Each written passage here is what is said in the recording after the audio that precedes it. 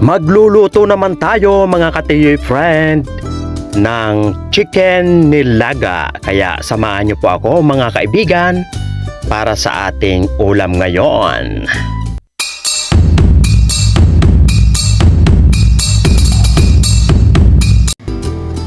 Eto na, nagpakulo na po tayo ng ating sabaw na gagamitin. Ilagay na po natin yung ating puting sibuyas.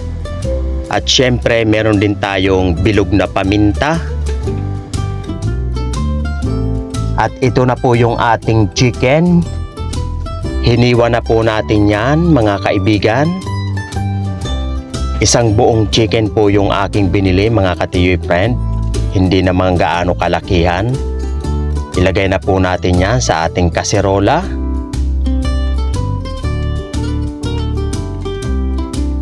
Sunod syempre tatakpan lang natin yan at papalambutin lang natin yung ating chicken.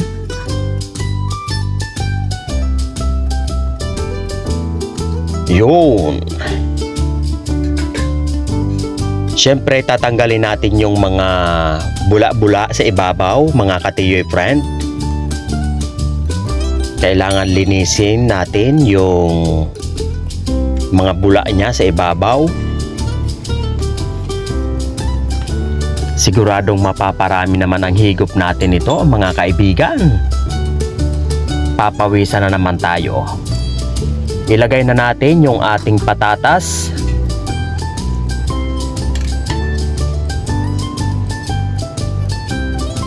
Tatakpan uli natin yan mga kaibigan ng ilang minuto.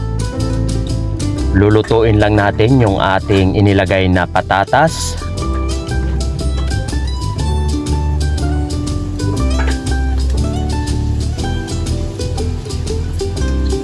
Maglagay tayo ng chicken cube.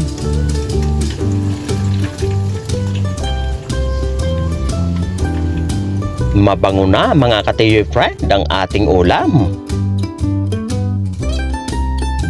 Yung siguradong mapaparami ang kain natin ito.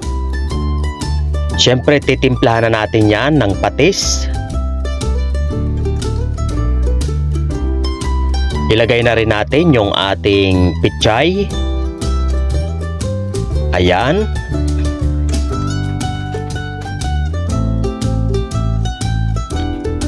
Yan, kailangan wag natin lutuin masyado yung ating pichay. Mas masarap kapag half cook lang yung ating gulay mga kaibigan. Kaya luto na yan mga katiyoy friend. Oh, ayan. Pwede na tayong humigop mga kaibigan. Kain na po tayo. At nakaready na yung ating chicken nilaga.